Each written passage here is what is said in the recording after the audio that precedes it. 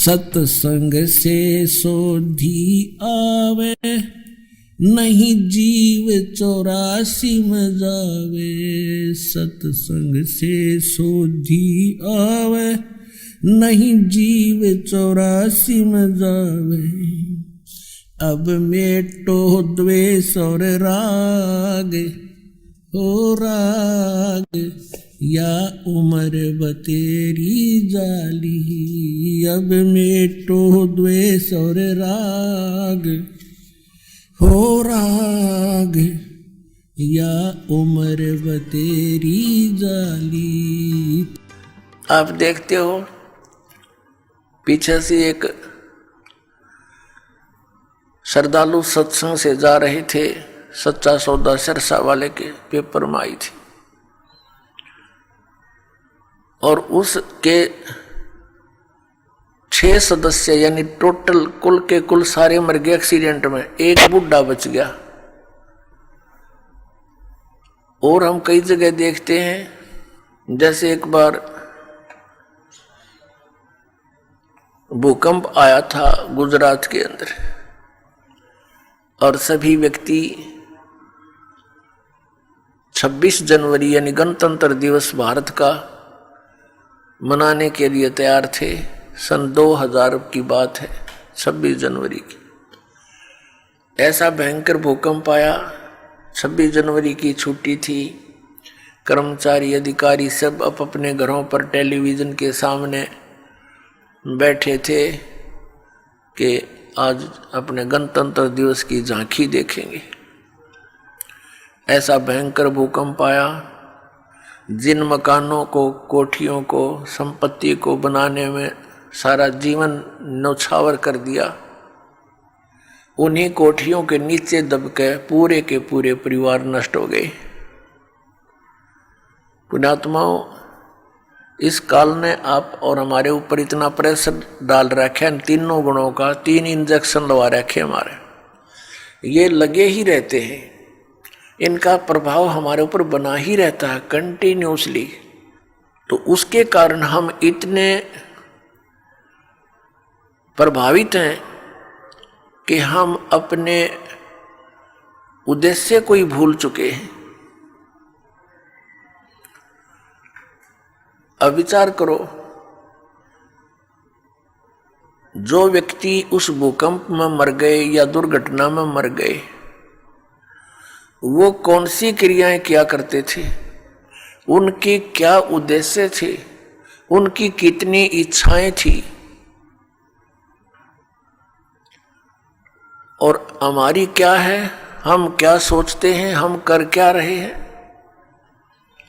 एक भक्त बता रहा था कि मेरी मम्मी बात न्योत कर आई थी, 5 लड़कियां थी, जिनमें से 3 का विवाह इकट्ठा ही था। 3 बेटियों का विवाह हो तो उस समय इस मनुष्य के माइंड की नीडल या सुई 100 से नीचे नहीं रहती। कभी उधर सोचा ये करूँगा, वो करूँगा, चिंता ये बनाई रखी है, हमारे साथ इसने लगाई रखा है। बस की बात नहीं, हमारी परंपराएं ऐसी बन गई जो हमें केवल दुख ही देती हैं, सुख नहीं देती। विवाह के अंदर भात न्योत का आना, फिर एक विवाह फिर उन भाइयों का शुरू हो जाता है, एक बहन का शुरू हो रहा है। तो इस तरह हम अपनी परंपराओं को, रीतियों को गलत बनाकर भी 90% दुखी हैं। अब वो रोहतक बस स्टैंड पर खड़ी थी, एक बस से उतरी थी, दूसरी का इंतजार कर रही थी, और खड़ी खड़ी सोच भी रही थी, क्योंकि जिसके 3 बेटियों का ब्याह हो, जो अनुपदेशी है, हमारे भगत तो अब इस बीमारी और बुराई से कति दूर हो जाएंगे, ज्ञान से होंगे, कोई प्रतिबंध से नहीं होती ये बातें। बच्चों का विवाह भगवान ने कर रखा होता है, या हमारी भूल है बाद में जो ड्रामाबाजी, नाचा कूदी, डीजे बजाना, फंड करना, ये कोरी बकवाद है। ये इस विवाह के समय में, इतने पुण्य संयोग के समय में ऐसे बकवाद नहीं करनी चाहिए। कोई घूटी ला रहा है, कोई नाचे कूद है, ये कोई बात हुई? ब्याह किसी का नाचे कोई, ये कोई सांग होया? कोई अकल हुई? लाडू कोई खावे और कूदे कोई, बता कोई बात है यार? तो इस तरह की हम अज्ञान से अपने ऊपर एक न्यारा वजन और रखे बैठे हैं, ये भी हटाना हमने बिल्कुल हटाना पड़ेगा। भक्ति तभी चलेगी, भगत तभी बनेंगे। अब वो पता नहीं क्या क्या विचार कर रही थी, वहां ऐसे करूंगी, ऐसा करूंगी, वो ऐसा लाना है, वो फलाना ऐसा करना है, लड़की के कपड़े बनवाने हैं, यानी सौ चिंताएं होती है। वहां पिलर के साथ खड़ी खड़ी ऐसे ही चिंतन कर रही थी, कहीं और घूम रही थी, खड़ी थी वहीं पर। एक ड्राइवर ने बस बैक करके सेट करनी थी अपने स्थान पे, कंडक्टर लग गया खुले पैसे देन, किसी के बकाया थे वो बकाया पैसे।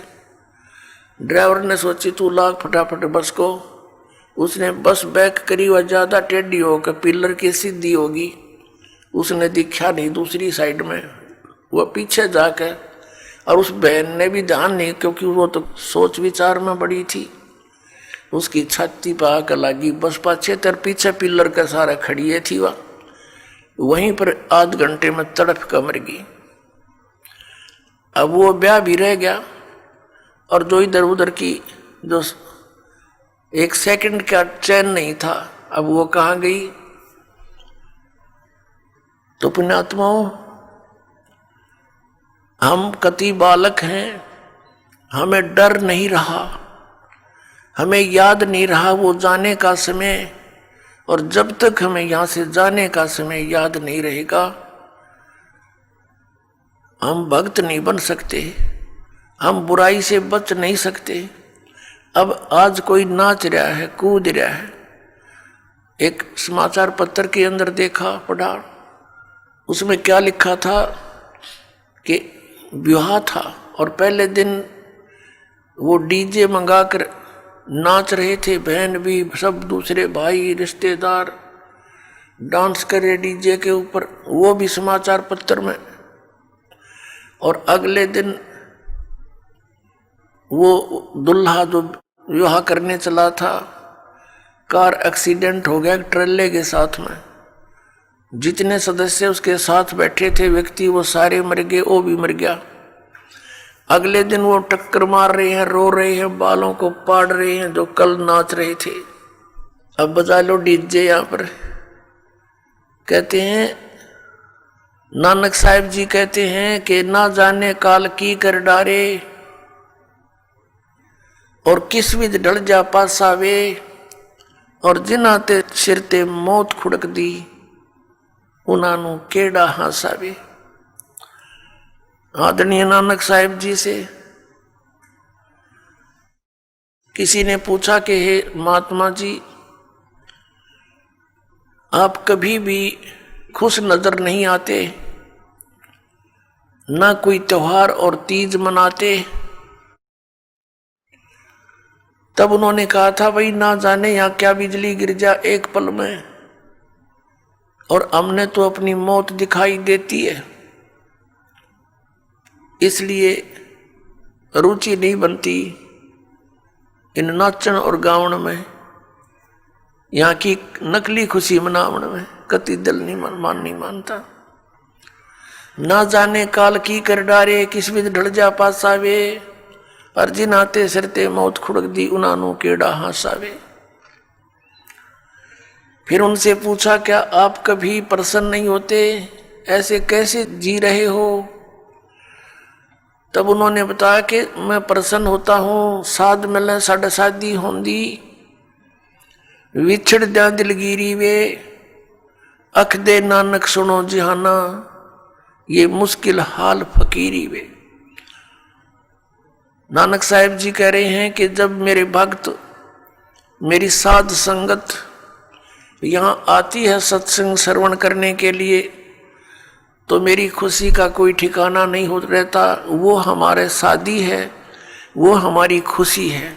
और जब ये वापस जाते हैं संसार में यहाँ से, तो फिर मुझे दिलगिरी होती है, बहुत परेशानी दुख हो जाता है, चिंता लग जाती है कि कहीं ऐसा ना हो ये मेरे बच्चों को, जिनको मैंने मुश्किल से मार्ग पर लाया है, सत्य बताया है, परमात्मा का सच्चा ज्ञान समझाया है, कहीं कोई काल, क्योंकि संसार में इस ज्ञान के जानने वाले व्यक्ति नहीं हैं। एक अकेला एक संत होता है जो सतमार्ग देता है, असंतों की गिनती नहीं होती। उनसे प्रभावित अन्य श्रद्धालु भी फिर उसी की बोली बोलते हैं, वही क्रियाएं करते हैं। तो नानक साहिब जी कहा करते कि मुझे फिर चिंता बन जाती है, कहीं मेरी फसल में कीड़ा ना लग जा, यानी कोई काल का दूत इनको भ्रमित ना कर दे, इनका जीवन नष्ट हो जा।